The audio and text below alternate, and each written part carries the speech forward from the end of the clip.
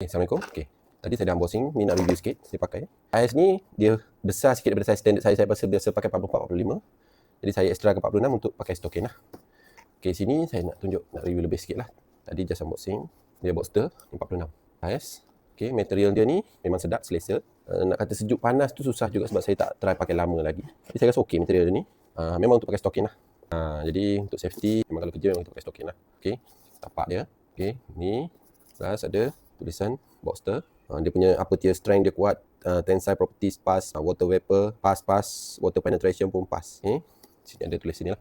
Ada slip resistant, oil resistant, 200 joule punya cap ni, shock absorbent, dia ada shock absorbent. Okay, ini memang dia tebal. Maksud untuk kita terjun jam-jam lah sikit-sikit, buat kerja lompat turun sikit kan. Lepas tu petrol and chemical resistant, dia juga ada anti nail ya, bawah ni. Dia ada anti nail lah kat depan tu saya rasa. Dia pakai memory foam. Memang tengok ni terbaik. Force level 15 kN ni. Kita boleh tengok sini Kita tengok dia punya spec. Ini dia punya ni pun ada spec. Lepas tu superior insole, 100% genuine cow leather. Jadi dia tak pakai leather yang haram lah untuk orang Islam kalau nak pakai.